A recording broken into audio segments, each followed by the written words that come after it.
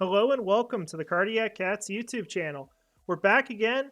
Got two more signings for the Jaguars if they have come to terms with Darnell Savage and Wil Lutz. So, two very different players, one being a safety, also plays a little bit in the nickel, the other being a kicker. So, I wanted to ideally have waited a little bit to get some news on the actual numbers, but we have not got any. I've waited a while, nothing's come out yet. I imagine these two deals are not really going to be like huge numbers realistically, but I mean, I can see why they signed both players. I don't think it's super shocking. The whole thing with Antonio Johnson playing safety, I felt like he could absolutely start there, and he could still end up starting in the nickel for all we know, or they could reverse it where Savage is playing in the nickel. But realistically, the Jaguars were going to add something. And you got to keep in mind as well, the way that they're probably going to look at this is that Antonio Johnson was a 5th round pick last year. He wasn't a guy who was super high on their board. They just ended up picking him, ended up being the one team to have him slightly higher than everyone else, which was still incredibly low. So it's not really going to be a move that stops them from adding there. And I think that's why you see a guy like Savage come in who might eat into some of the snaps, might be a starter. I imagine he's a starter. I'd have to think that. But we'll see as far as where he starts. I think it will be safety. And if it's safety, I think you'll probably see Antonio Johnson come down to the nickel. But it's very interesting, for sure. Darnell Savage, as far as PFF grades, just some history on him.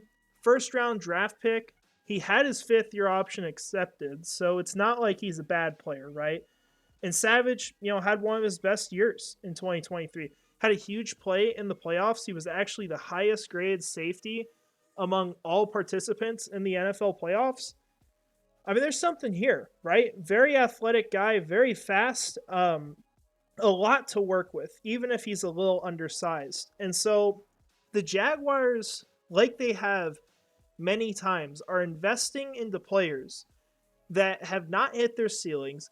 They see the potential in, and they want to bring them in and get them better, right? Have a better player. They're not really picking guys that have proven it yet. They're picking guys who they think can do that. So that's kind of what you get in Darnell Savage. So solid deal. Even if he wasn't really on my radar, I'll do more research into him.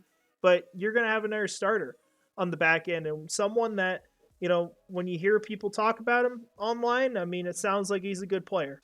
So definitely a big addition for the Jaguars. And you also have Wil Lutz. Actually, I'm on the wrong thing here.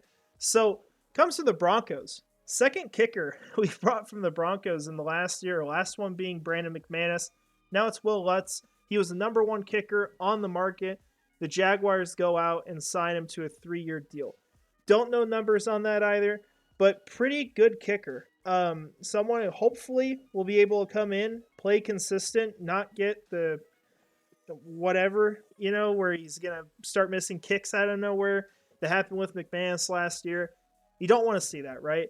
And hopefully it's not the case. Hopefully he's a very consistent guy here and it doesn't change anything having the change of scenery.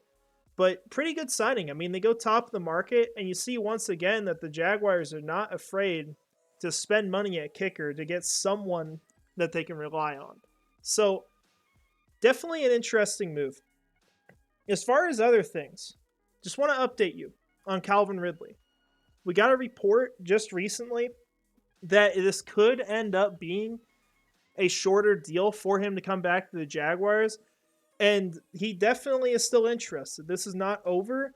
Gabe Davis was someone the team was interested in before free agency, regardless of whether Ridley was back or not. And Ridley, they still had interest in.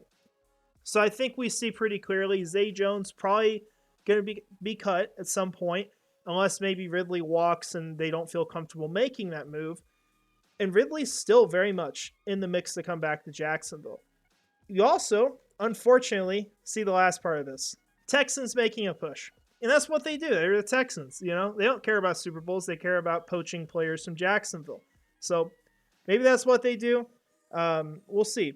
But if you'd ask me if I'm shocked, I'm not. I mean, this is honestly an expectation. We could release the worst player on planet Earth and they'd go try to sign him. So That's just the way it works. But that's the news we've got. We'll see as far as numbers. I'll try to put them in our next video. If we do the live stream tonight, I'll definitely mention them in the live stream. But that's all I've got for now. Hope you guys are enjoying free agency. Let me know your thoughts. And that's it. So go Jags.